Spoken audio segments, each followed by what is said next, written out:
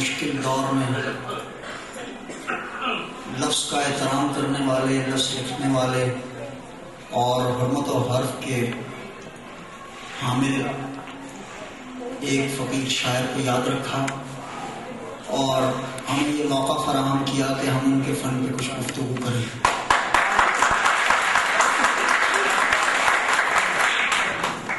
لفظ لکھنے والے لوگ جس سطح پر قادری صاحب تھے وہ بہت کم ہوا کرتے ہیں۔ یوں تو آج کل ہر چیز جو ہے وہ تصور ہے، اور منڈی میں جہاں قومی آبروئیں بک رہی ہیں وہاں پر لفظ بھی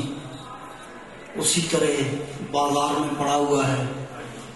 اور خود لفظ لکھنے والے بہت سارے لوگوں کو اس بات کا احساس نہیں ہے کہ یہ کموڈٹی نہیں جس کو آپ اس سطح پر بیچ سکیں۔ مجھے صرف 2 کتابیں عنایت کی تھیں منظر نے اور سارم نے کہ میں ان کے حوالے سے بات کروں، اگرچہ اس سے پہلے ان کی کتاب جو کچی نیند یہ میں دیکھ چکا تھا، اور یہ بات بالکل درست ہے کہ ان کتابوں میں بہت بڑا فرق ہے، لیکن اس فرق کو سمجھنے کے لیے اپنا اپنا ذہن ہے۔ ایک شاعر بیک وقت کے منطقوں میں جی رہا ہوتا ہے،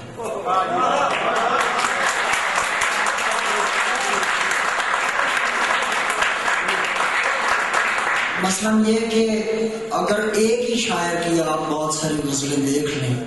تو شاید کہیں اس کے انڈر ٹون میں جا کے ایک لہجہ آپ کو جس کو تاثر مجموعی بھی کہا جاتا ہے یا موڈ کہا جاتا ہے وہ تو دکھائی دے، لیکن ایک ہی شاعر کی کوئی سی بھی 2 غزلیں ایک جیسی نہیں ہو سکتی۔ اچھا، پھر یہ کہ ایک لمبا مسئلہ ہے کہ اسلوب کیا ہے اور اسلوب کے معنی کیا لیے جاتے ہیں اور صاحب اسلوب ہونا کیا سلسلہ ہے، لیکن یہ جو 2 کتابیں ہیں ان کے حوالے سے میں یہ سمجھتا ہوں کہ قادری صاحب نے اقبال کی تقلید کی اور پیغام اقبال کو سمجھنے کی ایک کوشش ان دونوں کتابوں میں کی ہے، اور خوشی کی بات یہ ہے کہ ان میں جو حاوی چیز ہے وہ یہ ہے کہ بڑے صغیر میں تصوف کا جو سلسلہ ہے وہ ان دونوں کتابوں میں آپ کو نظر آئے گا۔ اقبال سے قطع نظر کہ وہ ایک بڑی سطح پہ چیزوں کو دیکھ رہا ہے، اور وہ بات جب وہ پیر سنجر کو اقبال یاد کرتا ہے یا غزالی کا جب نام لیتا ہے یا مولانا روم کا ذکر جب کرتا ہے تو وہ اس کی سطح جو ہے وہ ایک آفاقی سطح پر چیزوں سے بات کر رہا ہوتا ہے، جبکہ قادری صاحب نے خاص طور پر وہ تصوف کی روایت جو برے صغیر میں آئی اور پھر برے صغیر سے بھی تصوف کی وہ روایت جو یہاں پہ خطہ پٹوار میں ہے اس کے حوالے سے دیکھنے کی کوشش کی ہے۔ جو حقیقت کل کا مسئلہ تھا وہ بنیادی طور پہ قادری صاحب کو اس طرح کا مسئلہ بنا نہیں ہے۔ ایک طالب علم کے طور پر اگر آپ دیکھیے تو اقبال کا جو ایک بہت گروٹیسک یا گرینجر جو ہے اسلوب میں، وہ اقبال کی اپنی ذات سے پھوٹا ہوا اور اس کے اپنے سوالات سے پھوٹا ہوا ایک سلسلہ ہے، اور اس میں ظاہر ہے کہ اقبال کی زندگی میں بھی اور ان کے بعد آنے والے لوگوں نے بھی اقبال کا تتبع کیا اور اس میں ایک تقلیدی سلسلہ بھی چلا۔ اچھا، یہ نخل طور اور نسیم حجاز میں، خاص طور پہ نسیم حجاز کو آپ دیکھیے تو اس کا تو وہ ٹائٹل ہی وہی ہے جو اقبال کے ایک قطع سے انہوں نے لیا کہ نسیم از حجاز آیت کے نوایت سرود رفتے باز آیت کے نوایت، اور اس میں ایک بات بہت پتہ کی ہے، غالباً عمر نے اتنا موقع انہیں نہیں دیا ہے کہ وہ جو اس قطعے کا دوسرا شعر تھا نا وہ اس پہ کوئی بہت زیادہ غور کر سکتے، کیونکہ زندگی انسان کو موقع دیے بغیر بعض اوقات ہاتھوں سے نکل جاتی ہے۔ اس میں یہ جو شعر تھا کہ سلامت روزگارے فقیر دگر دانائے راز آیت کے نائے، تو یہ اقبال کی سطح کا آدمی یہ کہہ سکتا تھا کہ فی الحال تو مجھ جیسا آدمی موجود ہے، آپ کو پتا نہیں ہے مجھے یہ کتاب جو ہے نسیم حجاز اور اپنا نخل طور، یہ دونوں کی دونوں جو ہیں ایک حوالے سے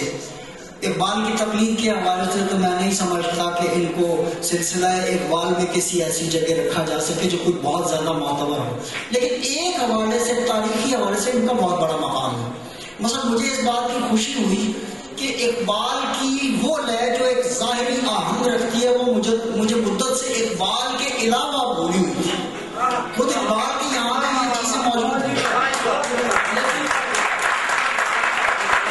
ایک تو قادری صاحب نے وہ جو بھولی ہوئی بانگ درا ہے وہ مجھے ایک سطح پہ یاد کرائی، اور پھر یہ کہ وہ نغمہ، مثلا ہم کبھی یہ تصور نہیں کر سکتے یہاں بر صغیر کے لوگ،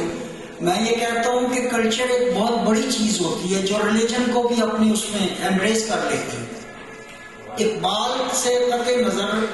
خود قادری صاحب کا یہ کمال تھا کہ انہوں نے یہاں کی مقامی جو روایات ہیں ان کو ایک تو استعمال کیا۔ آپ نے وہ بھی تھوڑی دیر پہلے حوالہ آیا تھا خمینی کے حوالے سے اور ایران کے اس حوالے سے، تو وہ بھی آپ نے یہ دیکھا کہ اس میں بھی ایک ہمارا مقامی آہنگ جو ہے، ایک جو فلیور ہے کوٹوار کا، وہ آپ کو جھلکتا ہوا محسوس ہوگا۔ مثلا میں کبھی بھی بطور مسلمان اگر ہم چاہیں، یا ہمارے یہاں بیٹھا ہوا کوئی آدمی بھی جناب ختمی مرتبہ صلی اللہ علیہ وآلہ وسلم کی جو شخصیت ہے، جو ان کا سراپا ہے، اس کو ہم کبھی بھی یہاں بیٹھے ہوئے لوگ جو ہے وہ ایک عربی سراپا تصور نہیں کر سکتے۔